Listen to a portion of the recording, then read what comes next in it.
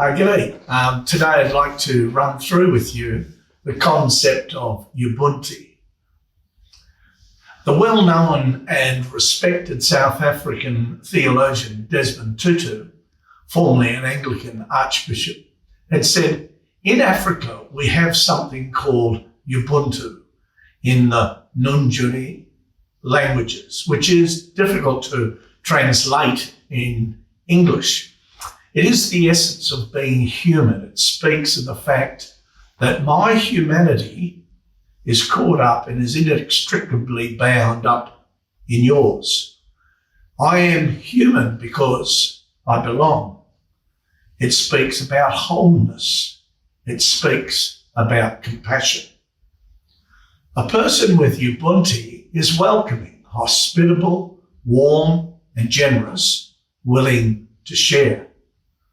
Such people are open and available to others, affirming others, do not feel threatened that others are able or good, for they have a proper self-assurance that comes from knowing that they belong in a greater whole.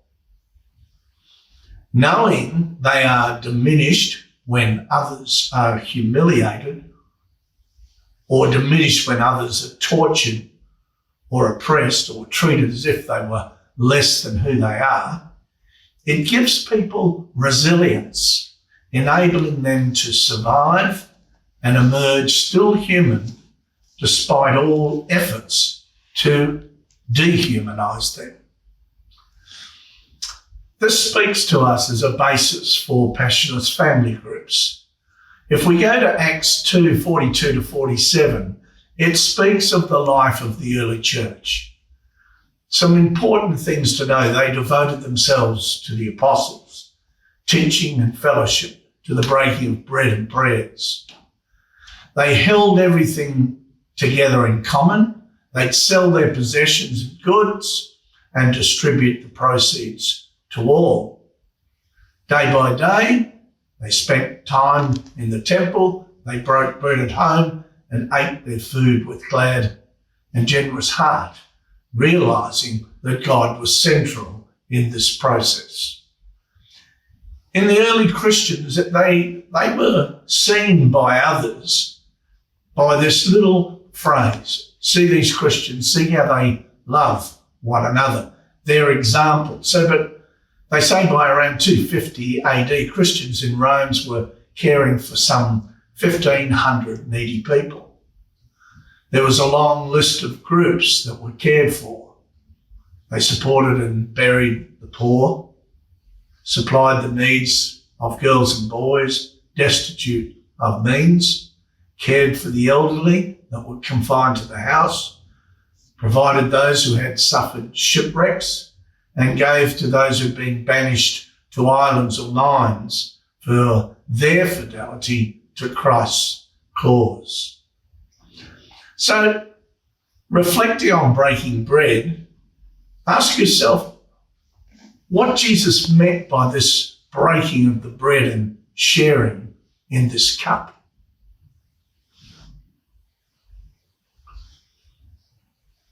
It seems that breaking bread was understood as being broken for others. Therefore, it says something about being vulnerable, humble, listening. It talks about being with, showing compassion to others and toward others. It's about service. It's about hesed, loving kindness. It's about acting justly. And it's about bringing people together. When these two actions are working, then a sense of communion follows. We are thankful for who we are, how we are. We see God's presence among us, with us. We know what to do. Your passionless family groups are doing this here and now. You are invited to join and welcomed to share. Become involved for you and become involved for others. Bring people to a sense of home. By this, everyone will know that you are my disciples, if you love one another. So when you view images, I'd like you just to look and say, well, what do those images, what does it say? What's it look like? What's it feel like? What's it sound like? Can you see and feel the concept of Ubuntu?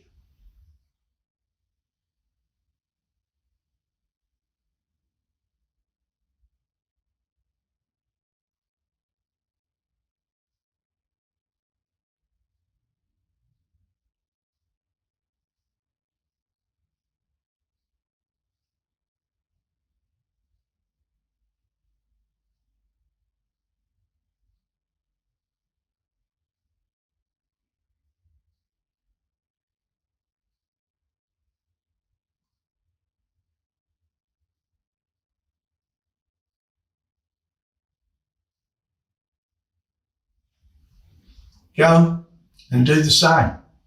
Come and join the circle.